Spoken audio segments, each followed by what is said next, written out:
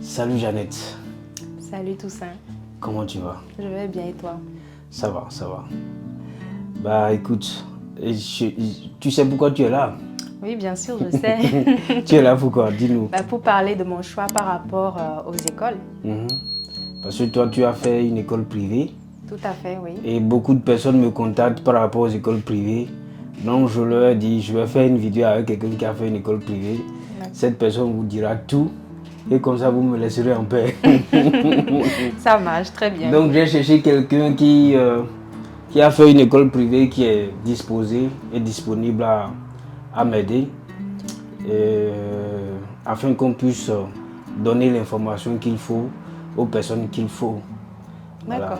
Surtout qu'actuellement c'est la période où plusieurs personnes qui ont fait la procédure classique Campus France, actuellement plusieurs ont des refus. Donc ils se disent, bon, pour ne pas perdre une année, ils vont s'orienter vers les écoles et tout. Exactement, vers les écoles privées. Alors, bon, je ne t'ai même pas encore te laisser te présenter. Je te laisse donc te présenter comme tu le veux. Ok, ça marche, merci Toussaint. Donc moi, c'est Jeannette Aglandé. Je suis chargée des ressources humaines en entreprise. Donc moi, j'ai terminé déjà mes études. Donc du coup, je travaille en ce moment. Auparavant, je vous parlerai de mon parcours qui est quand même un mélange alterné d'expériences académiques et professionnelles. Donc j'ai obtenu ma licence en management des ressources humaines au Bénin et à la suite de cette formation, j'ai décidé de travailler dans le domaine des ressources humaines, mais le marché de l'emploi au Bénin ne valorisait pas en tant que tel les postes en RH. Donc du coup, j'ai décidé de poursuivre en Master 1, mais en commerce international, toujours à Cotonou, à UCAO. Et à la suite pendant cette formation, je réfléchissais beaucoup parce que, étant donné que cette formation, il n'y avait pas sa place dans les entreprises à Cotonou et tout, j'ai décidé de faire la procédure Campus France. Donc cette décision m'est venue, je crois, en juin ou juillet par là. Et ils avaient déjà fini la procédure 2018. Donc du coup, ils avaient déjà terminé la procédure avec les universités, etc. Donc il me fallait vraiment m'orienter vers les écoles. Et c'est là que j'ai commencé par rechercher sur Google les écoles qui faisaient ma formation, donc ma formation les ressources humaines. Et j'ai trouvé des écoles. Donc j'ai rempli les formulaires, etc. Je leur ai envoyé, ils m'ont envoyé les brochures et tout. Et j'ai pu récupérer l'adresse mail de ces écoles. Je leur ai envoyé un mail pour savoir si la rentrée de septembre, pour avoir pas mal d'informations. Et la majorité ne m'ont pas répondu, d'autres m'ont répondu négatif, d'autres positifs. Donc du coup, j'ai dû faire un choix. Donc mon choix, c'est fait sur une école, l'ESG, c'est une école de gestion, de commerce, en fait de commerce de base, mais spécialisée en ressources humaines. Donc, on va faire une pause, on va faire une pause. Okay. Parce que c'est moi qui pose les questions là. Tu vas dans tous les sens comme ça là. Ça marche, je te laisse du coup. Alors, donc tu commences donc en juin, juillet. Exactement, ma recherche. Ok. Maintenant, comment est-ce que tu fais la recherche concrètement? Parce qu'aujourd'hui, les gens qui me contactent, leur première question, c'est, avant même de demander combien ça va coûter, c'est comment faire la recherche des universités privées? Comment est-ce que toi, tu as procédé? Est-ce que tu avais des amis qui t'ont dit postule ici, ou bien c'est toi-même qui es allé sur Internet, tu as cherché? Alors, je n'avais pas d'amis qui m'ont dit d'aller dans telle ou telle école. J'ai plutôt, sur Internet, sur Google, j'ai mis école ressources humaines, donc école spécialisée dans le domaine des ressources humaines. J'ai eu des propositions. Donc du coup, je cliquais sur chaque école, je remplissais les formulaires pour avoir la brochure. Donc généralement, quand on trouve l'école, on remplit des formulaires en ligne et par la suite, en mettant bien sûr votre adresse mail, votre nom, le nom, prénom, etc. Et par la suite, eux, ils vous envoient des brochures. Et en fonction de ces brochures, tu peux voir ce qu'ils font dans cette école. Il y a plein d'informations et il y a aussi leur adresse mail pour leur écrire, pour leur demander que tu aimerais intégrer leur école, comment faire, quelle est la procédure, les dossiers, etc. Donc du coup, c'est vraiment comme ça que j'ai procédé. Donc sur Google, j'ai tapé école ressources humaines, j'ai trouvé les informations et je me suis lancée. Et tu as postulé, tu as contacté combien d'écoles environ? Est-ce que tu te souviens du nombre exact ou approximatif? Franchement, j'en ai contacté quand même pas mal. Je pense 5 à 10. 5 à 10 écoles par là. Et j'ai à peine 3 ou 4 m'ont répondu, franchement. 3 ou 4 m'ont répondu négativement, sauf une seule école, du coup l'USG, qui m'a répondu plutôt positivement et avec laquelle j'ai vraiment conversé, par mail surtout. Parce que par téléphone, ça coûtait cher d'appeler la France, donc ça coûtait extrêmement cher. Donc vraiment, on conversait par mail. Et j'ai demandé les informations, comment procéder pour entrer dans leur école. Et ils m'ont envoyé tous les éléments nécessaires. D'accord. Et pour t'inscrire, sinon, les frais de dossier, combien est-ce que tu as payé?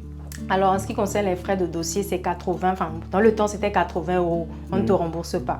Donc, du coup, c'était vraiment 80 €. Et j'ai fourni tout ce qu'ils m'ont demandé, mes bulletins, quoi encore, mes documents administratifs, j'ai tout fourni.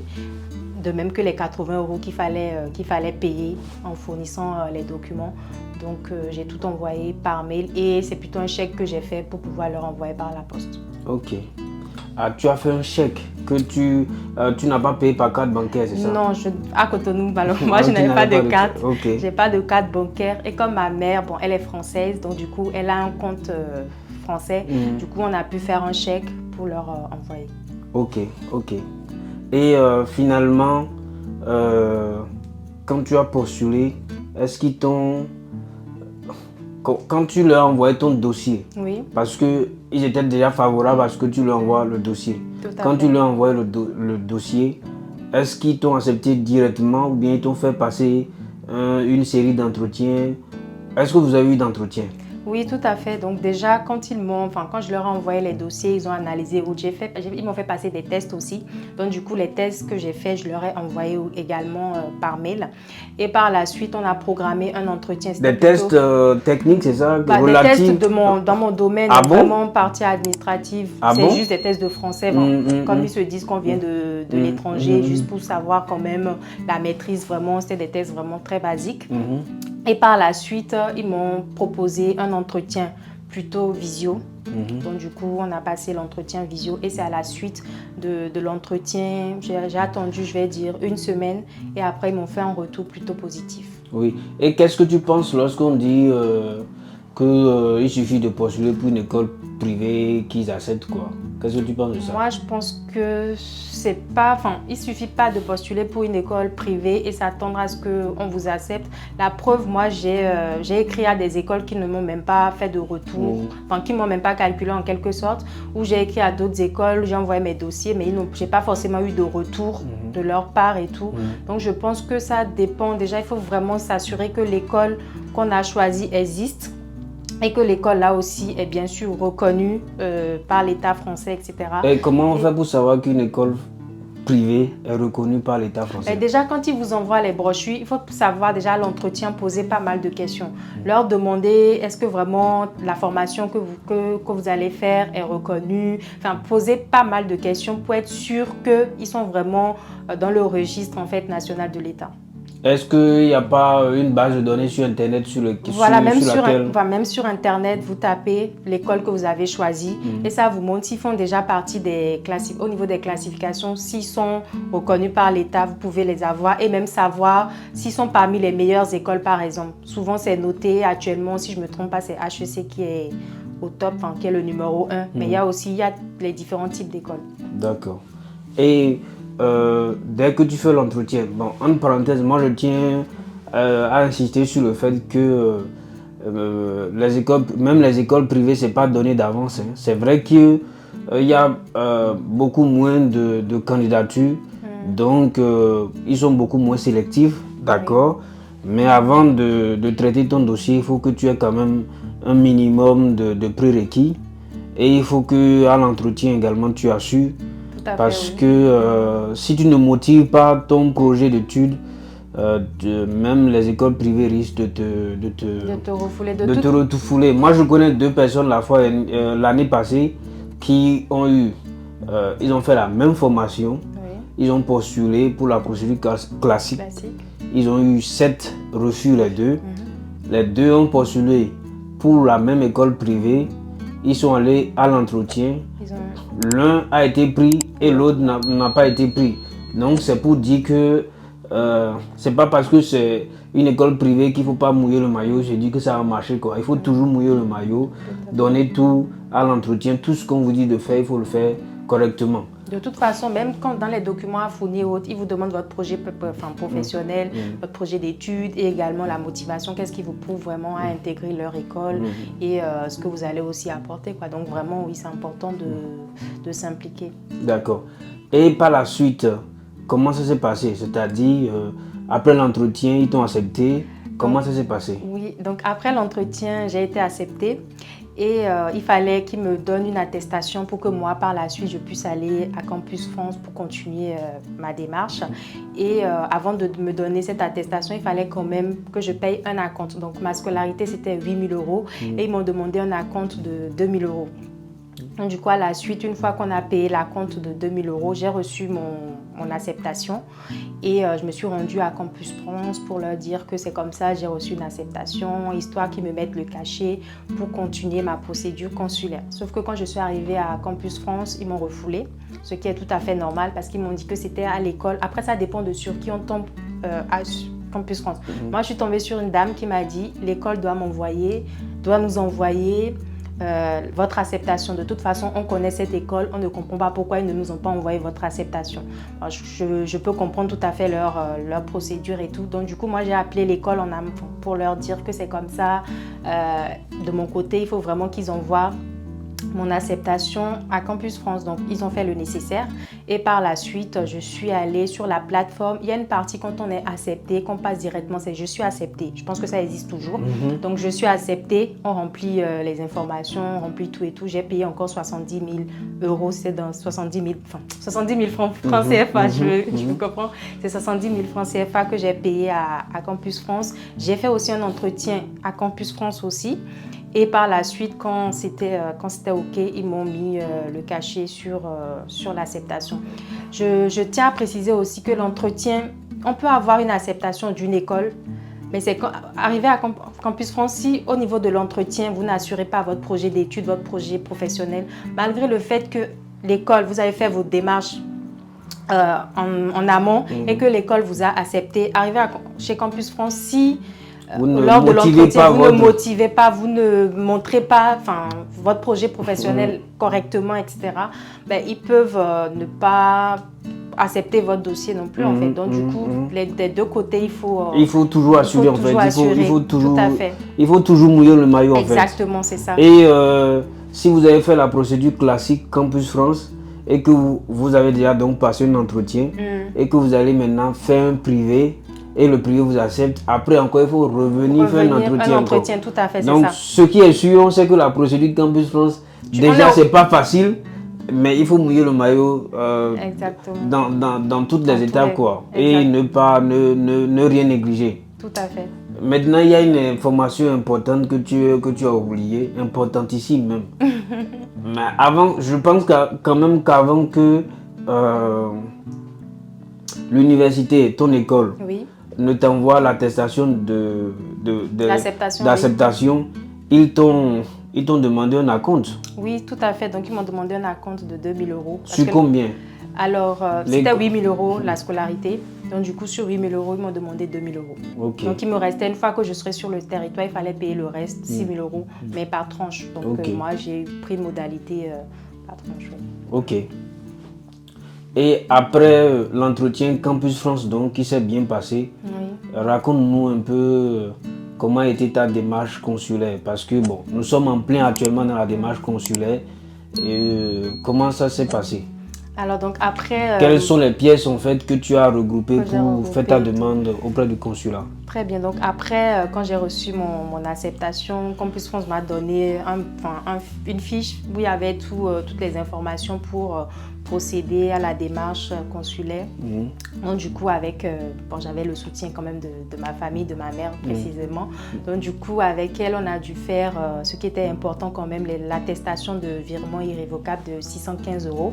Et tu l'as fait comment? Tu l'as fait auprès d'une banque béninoise, c'est ça? Voilà, je l'ai fait auprès d'une banque béninoise. Je pense que c'était la BOA, si je ne me trompe pas. Ok, d'accord. Donc, du coup, je l'ai fait auprès de la BOA. Donc, on a fait cette attestation-là. Il fallait également l'hébergement qui était important dans le dossier.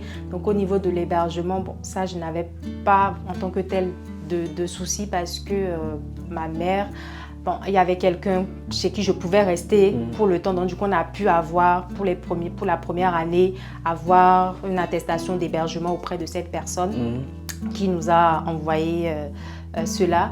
Et par la suite aussi, je pense que c'était vraiment les deux éléments qui étaient vraiment importants. Et après... Donc, on récapitule. C'était l'AVI qui a été réalisée auprès d'une banque. Oui. Une attestation d'hébergement. Une attestation d'hébergement, tout à fait. Et après l'acceptation Campus France. Après l'acceptation Campus France. Voilà, avec le cachet, bien sûr. Avec le cachet. Bon, actuellement, le cachet n'est plus indispensable à cause de la Covid. Okay, donc, à cause de la Covid, on n'a plus besoin d'aller à Campus France pour recevoir le cachet. De toute façon, ce que les gens ne savent pas, c'est que Campus France transmet ton dossier entier en fait. Bon, quand il dit ton dossier entier, ils transmettent ton dossier au consulat.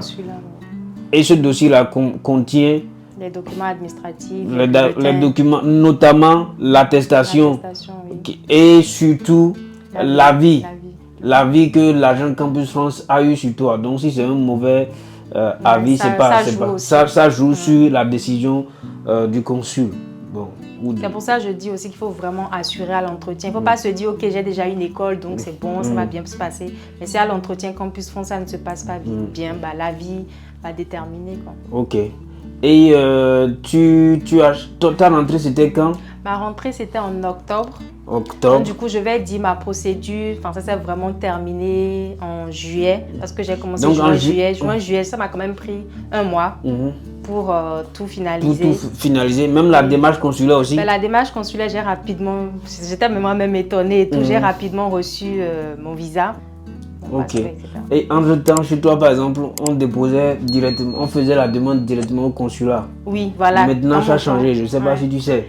Ouais, je crois que ça avait changé. Ouais, désormais. Toi, tu as fait la procédure 2018. Oui. Nous, on a fait celle de 2019. Et c'est en 2019, ça a changé. Un an après, ok. Tu n'as plus le droit. Bon. De passer directement par le consulat. Tu passes d'abord par une entreprise de sous-traitance. Qui s'appelle Capago. Au Bénin, je ne sais pas dans d'autres pays comment ça s'appelle. Et c'est là que tu déposes ton dossier et c'est eux maintenant qui transmettent ton dossier au consulat. Je crois que c'est pour limiter le flux au consulat, quoi. Je pense que effectivement, dans le temps, il y a souvent... il y a beaucoup de monde. Et donc, tu viens en France en quelle date déjà? Bon, donc, du coup, pas la date précise. Si tu veux donner la date précise, tu donnes. Mais bon, ta rentrée a commencé en octobre, tu es venu donc, je suis venue quand même en septembre, un mois avant ma rentrée. Donc, il y avait ma mère qui m'a accompagnée, ce qui était nécessaire parce que c'est vrai, je venais déjà en vacances, vite fait. Mais vraiment s'installer dans un pays, prendre les transports, tout ça, il faut vraiment s'y habituer. Donc, du coup, il y a ma mère qui m'a accompagnée et qui m'aidait pendant quelques semaines dans les transports, comment faire pour aller d'un point A à un point B, etc. Donc du coup, elle m'a beaucoup orientée. Et c'est comme ça, ça s'est passé en gros. Ok. Et quand tu viens ici, comment est-ce que tu trouves les cours? Est-ce que tu t'adaptes vite ou bien Alors, je ne me suis pas vite adaptée parce que quand même les ressources humaines à Cotonou et les ressources humaines en France, c'est vraiment différent. C'est vraiment en France que j'ai pris en fait le cœur de mon métier en fait. Parce que déjà, la loi, c'est pas pratiquement pareil, la manière de fonctionner. À Cotonou, en tout cas à UCAO, à Cotonou, les études, c'est vraiment plutôt la théorie, on va dire. On apprend, on bûche et on ressort ce qu'on a bûché, tout ça, tout ça. Alors que moi, quand j'étais à l'USG, c'était beaucoup plus de la pratique dans le sens où on faisait des simulations, on faisait beaucoup de cas pratiques et on pouvait prendre X personnes comme une entreprise, mais vraiment des cas pratiques de ma formation. Et c'était vraiment, vraiment intéressant. Ça nous permettait de voir toutes les facettes des ressources humaines de ma formation et c'était très, très intéressant. Donc, franchement, les études en France, c'est vraiment intéressant. Ok, super. Et tu ne l'as pas dit là, je ne sais pas si c'est parce que tu ne veux pas le dire, mais je pense que quand tu es revenu, tu m'as dit que tu as repris la 3e année, n'est-ce pas? Oui, j'ai repris la 3e année. Et comment ça s'est passé de la 3e année jusqu'à aujourd'hui? Quel a été ton parcours? Alors, de la 3e année, ma mère a financé mes études, la première, c'est-à-dire la troisième année. La troisième année, ensuite mon master 1 également. Bien évidemment, je jobais, je faisais du babysitting. C'est le seul job que j'ai fait quand je suis arrivée en France parce que c'est vraiment ce que j'aime, c'est ma passion aussi. J'aime bien garder les enfants, donc j'ai fait du babysitting. Et je faisais également, étant donné que les cours que moi je suivais, c'était des cours dans une formation d'alternance. Donc 2 jours de formation et 3 jours en cours. Mais quand tu arrives en France la première année, on ne peut pas faire, nous les étrangers, nous ne pouvons pas faire directement l'alternance.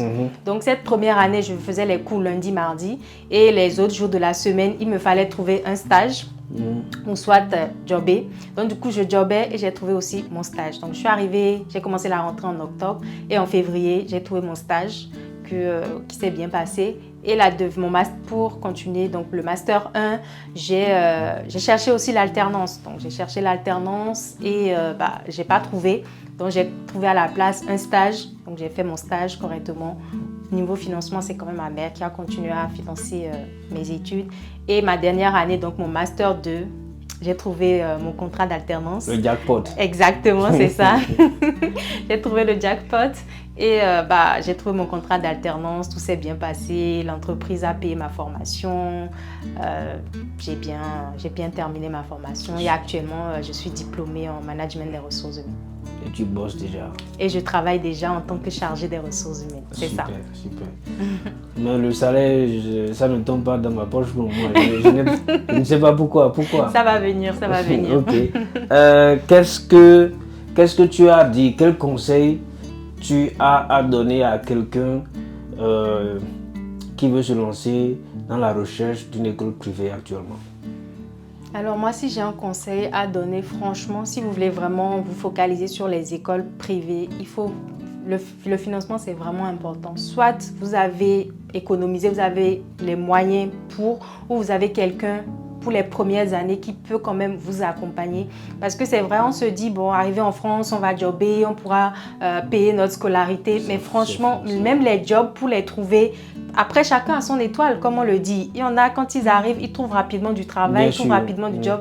Mais il y en a, ils galèrent pour trouver du travail. Même un petit job, tu vas galérer avant de trouver. Donc, et c'est pas évident que même si tu trouves un petit job, tu peux payer une scolarité de 8 000 €. Une école, si c'est moins cher, je vais dire, c'est peut-être 5 000 €, pas moins de 5 000 €. Donc, c'est vraiment, vraiment cher. Il faut vraiment avoir la tête sur les épaules, quoi. Soit vous avez des plans, donc vous avez quelqu'un qui peut vous aider, au moins au tout début. Bien sûr, vous allez trouver du travail, vous allez jobber, tout ça.